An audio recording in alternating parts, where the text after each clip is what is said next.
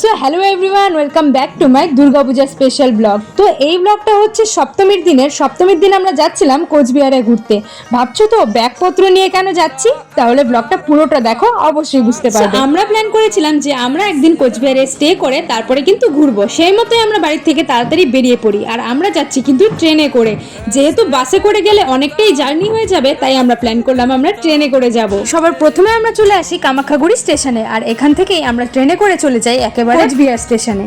তারপরে কোচবিহার স্টেশন থেকে চলে যাই আমরা একটা হোটেলের উদ্দেশ্যে, যেখানে আমরা থাকবো আর কি। যেহেতু আমরা শুধু রাতটাই থাকবো, তাই মোটামুটি একটা রুম নেওয়া হলো আমাদের রাতে থাকার জন্য। আর রুমে পৌঁছেই কিন্তু আমি ওখানে ব্যালকনিটাতে দাঁড়িয়ে দেখছিলাম যে এখানে কিন্তু বেশ সুন্দর ভিডিও কোয়ালিটি আসছে।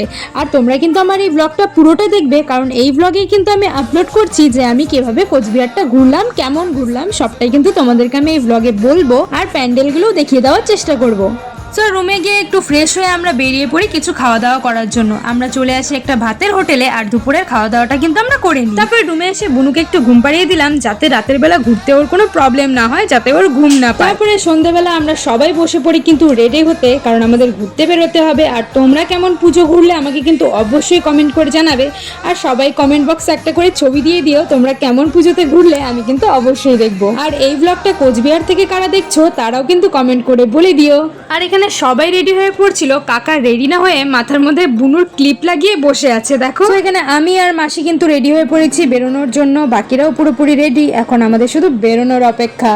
আমরা একটা টোটো ঠিক করে নিলাম, যেই টোটোটা আমাদেরকে কোচবিহারের বেস্ট প্যান্ডেলগুলো দেখাবে। সবার প্রথমে আমরা এই প্যান্ডেলটাতে চলে আসি, যেখানে সবকিছু উল্টো ছিল, উল্টো বিছানা, উল্টো চেয়ার টেবিল এবং উল্টো টয়লেট। আমি এই প্যান্ডেলের থিমটাই বুঝতে পারলাম না যে এখানে সবকিছু উল্টো কেন বানানো হয়েছে। তবে যাই বলো, প্যান্ডেলটা ছিল ভীষণ মজাদার। নেক্সট আমরা গিয়েছিলাম এই প্যান্ডেলটাতে। আর মিনি ব্লগে তো সবকিছু প্যান্ডেলের ভিতরে কেমন হয়েছে আপলোড করা সম্ভব নয়, তবে যতটুকু পেরেছি তোমাদেরকে আমি দেখিয়ে দেওয়ার চেষ্টা করেছি। পুজোর সময় প্রত্যেকটা গলি এত সুন্দর আলোয় ভরা থাকে, দেখলেই যেন মনটা ভরে যায়, তাই না? তারপরে আমরা চলে আসি এই প্যান্ডেলটাতে। পুরোটাই কিন্তু বাঁশ দিয়ে বানানো। দেখো কত সুন্দর বানিয়েছে চারিদিকটা, দেখেই যেন একেবারে মন ভরে যায়। আর প্রত্যেকটা প্যান্ডেল দেখতে গেলে প্রায় আধা ঘন্টা 1 ঘন্টা করে লাইনে দাঁড়িয়ে তারপরে কিন্তু প্যান্ডেলটা দেখা হয়। যাই হোক, অনেক কষ্টে প্যান্ডেলের ভেতরে ঢোকার সুযোগ পেয়েছি। ভেতরটাও কিন্তু দারুণ সুন্দর করেছে।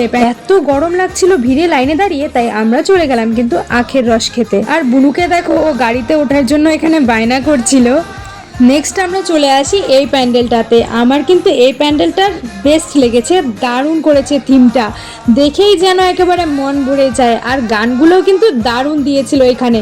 কপিরাইট এসে যাবে, না হলে কিন্তু আমি গানগুলো অবশ্যই এখানে দেওয়ার চেষ্টা করতাম। প্যান্ডেলটা ঘুরে আমরা চলে যাই নেক্সট আরেকটা প্যান্ডেলে। এখানে করেছিল কিন্তু ইউএফও, দারুণ লেগেছে আমার এই প্যান্ডেলটা। বেশ দারুণ একটা অ্যাস্থেটিক ব্যাপার আছে এই প্যান্ডেলটাতে গাইজ। আর ইউএফওর মধ্যে এলিয়েন থাকবে না এটা হতে পারে? এই দেখো এলিয়েন গুলো কি সুন্দর দাঁড়িয়ে আছে, বসে আছে। নেক্সট আসি আমরা এই প্যান্ডেলটাতে। এখানে বানিয়েছিল কিন্তু জমপুরি। এই জায়গাটা ছিল ভীষণই গা ছমছমা একটা ব্যাপার, চারিদিকে একেবারে অন্যরকম একটা ব্যাপার ছিল। যেরকম দেখো, এই জায়গাটাতে বানিয়েছিল একটা চিতা, আবার এই একটা লোক গিয়ে বারবার চিতাটার আগুনটা ঠিক করে দিয়ে আসছিল। মানে চারিদিকে কুকর্মের ফল এখানে দেওয়া আছে। আর এখানে একটা মানুষ ছিল, দেখো একে কিন্তু কড়াইয়ে ভাজা হচ্ছে।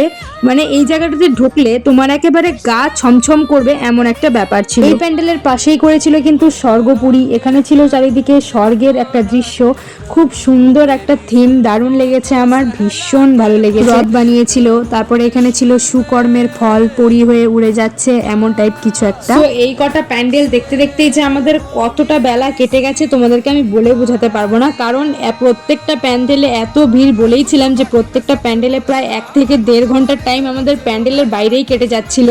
তারপরে আমরা চলে যাচ্ছিলাম বিরিয়ানি খাওয়ার জন্য, বিরিয়ানির দোকান খুঁজতে। আর গুগল ম্যাপ থেকে দেখে কাকা কিন্তু বিরিয়ানির দোকানটা খুঁজে বের করেছে। তো ফাইনালি চলে আসি আমরা বিরিয়ানির দোকানে, আর এখানে বিরিয়ানি খেয়ে আমরা চলে যাই আবার ঘুরতে। সো আজকের ব্লগটা আমি এখানেই শেষ করছি। আমি সব প্যান্ডেল এই ব্লগে দিতে পারলাম না, তবে চেষ্টা করব নেক্সট ব্লগগুলোতে আমি মোটামুটি সব প্যান্ডেল দেখানোর। আজকের ব্লগটা ছিল এই পর্যন্তই। তোমাদের কেমন লাগলো অবশ্যই কমেন্ট করে জানাবে। Thanks for watching.